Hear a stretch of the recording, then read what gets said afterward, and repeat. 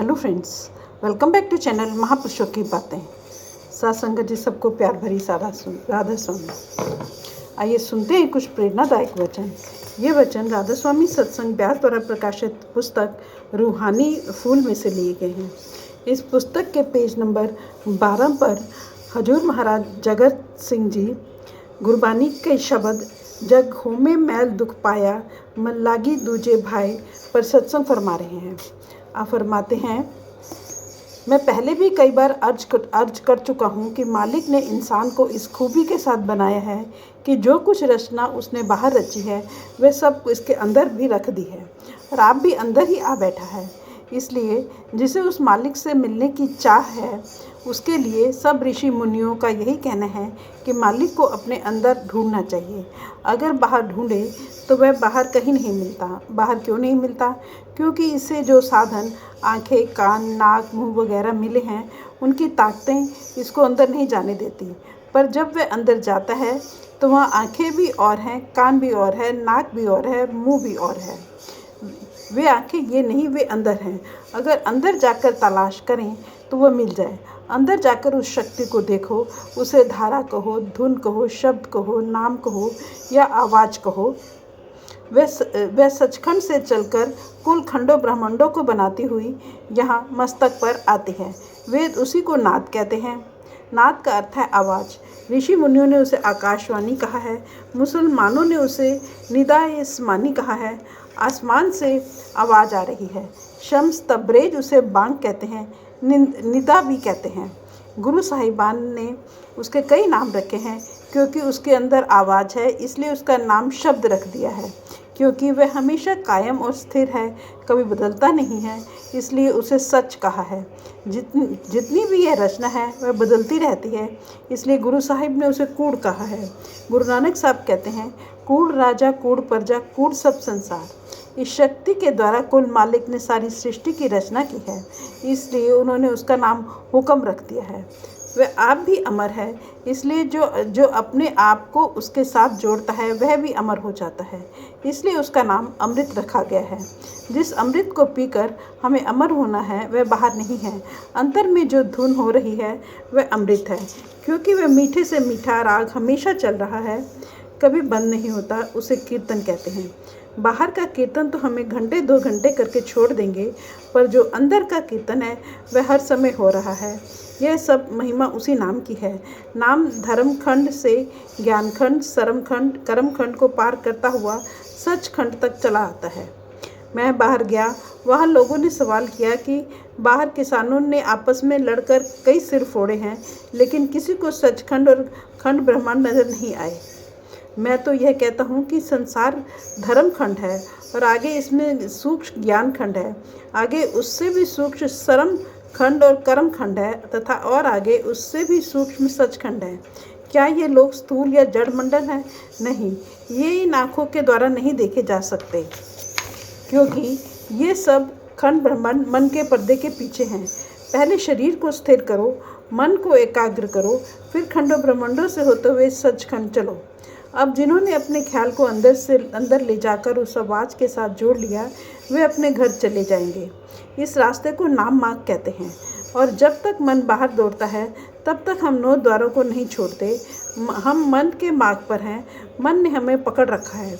यदि 1-2 दिन मन के मार्ग से हटते भी हैं तो मन हमें फिर मना लेता है। हमारे नाते, रिश्ते, चोरियाँ, दुराचार आदि कौन करवाता है? मन। डाके कौन डलवाता है? मन। ईर्ष्या कौन करवाता है? मन। सारा संसार मन के अधीन है। यह दूसरा मार्ग मन का है।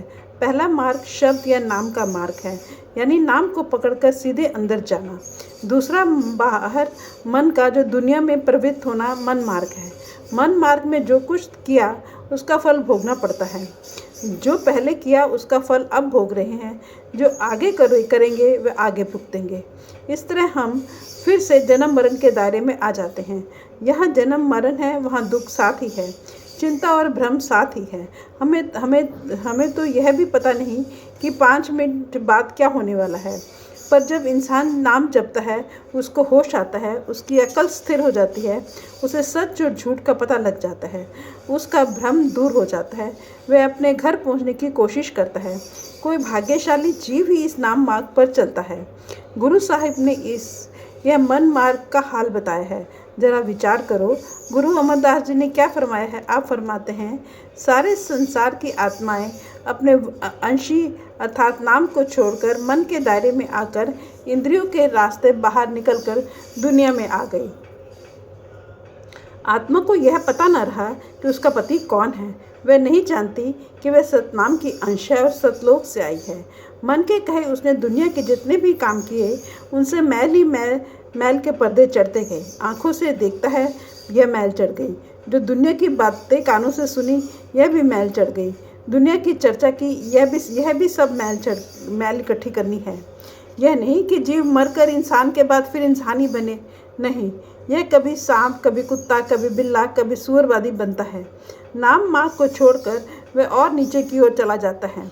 गुरु साहब कहते हैं कि जीव हौमे अर्थात अहंकार के दायरे में आ गया और मैल चढ़ा ली। जितनी मैल इकट्ठी की, उतना ही वह अपने घर से दूर होता गया। नाम को छोड़ने की देर थी कि वह द्वैत में आ गया। जितना द्वैत में आया, उतना ही नाम से दूर होता चला गया। अगर यह नाम मार्ग की ओर जाए तो मैल दूर हो जाए। जब यह नाम मार्ग से दूर होता गया तो मन मार्ग में आ गया और उसकी सूझबूझ गायब हो गई।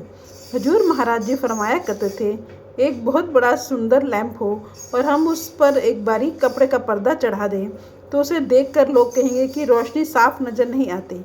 अगर उसके ऊपर मोटे खद्दर का एक और पर्दा चढ़ा दें तो प्रकाश और कम हो जाएगा। Sorry friends. फिर टाट का एक और पर्दा चढ़ा दें तो रोशनी इतनी कम हो जाएगी, जिस कमरे में भी ले जाएं वहाँ पता भी नहीं चलेगा कि लैंप है या नहीं। जो जो पर्दे उतारते जाएं, प्रकाश प्रकट होता जाएगा। यही हाल रूह का है। जैसे जैसे वे नीचे आती गई, इस पर पर्दे चढ़ते गए। पहले इसे कारण देह ले ली। जब वह सबल माया में आई तो एक और पर्दा सूक्ष्म देह का ले लिया। जब वह बाहर आई तो एक और देह स्थूल देह धारण कर ली। जैसे जैसे नीचे आती गई, उसका प्रकाश मंद होता गया। इसलिए अब संसार में जितने काम हम करते हैं, वे इस तरह हैं जिस तरह कोई अंधा टटोल कर काम करता है। पढ़ाई करते हैं पर यह नहीं जानते कि पास होंगे या नहीं। जब तक पास नहीं होते, डर रहता है कहीं फेल न हो जाए। किसान खेती करता है, बीज बोता है, जब तक फसल घर न आ जाए तब तक उन्हें फिक्र रहती कि दाने आते हैं कि नहीं। जो होमे के दायरे में आ गया, वह दुख के दायरे में आ गया। जिसने नाम को नहीं छोड़ा, द्वैत में नहीं आया, वह दुख के देश में नहीं आया।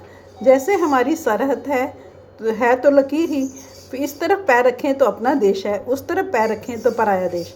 इस तरफ सुख ही सुख है, उस तरफ दुख ही दुख है। अगर यह नाम के साथ प्यार करेगा तो वह उसमें ठहर सकेगा, नहीं तो आत्मा मन के दायरे में उतरी और दुख के देश में आ गई। आँखों के ऊपर नाम मार्ग है, आँखों से नीचे मन मार्ग है। ऊपर सुख का देश है, नीचे दुख का। अब लोग इस मैल को उतारने का क्या यत्न करते हैं। अगर मनुष्य पंडितों के वश में आ गया तो उन्होंने किसी जाप में लगा दिया, तीर्थों की ओर भेज दिया, जाओ तीर्थ में स्नान करो। लेकिन पानी पापों की मैल को नहीं उतार सकता, वह सिर्फ शरीर की मैल को दूर कर सकता है। पापों की मैल नाम के द्वारा उतरेगी। अगर कपड़े को ज़्यादा मैल लग जाए तो वह पानी के साथ साबुन लगाने से निकल जाती है। भरिए मत पापा के संग कि जो पापों की गहरी मैल है, ओह धोपे नावे के रंग, वह नाम के द्वारा धोई जा सकती है। जब तक जीव शब्द के साथ नहीं जुड़ता, पापों की गहरी मैल नहीं धुल सकती। इस मैल को उतारने का लोग जो भी दूसरा उपाय करते हैं, वे सब मन मार्ग में है। फ्रेंड्स, अपनी इस वीडियो को आज हम यहीं समाप्त करते हैं। अगली वीडियो में आके पढ़ेंगे। Thank you.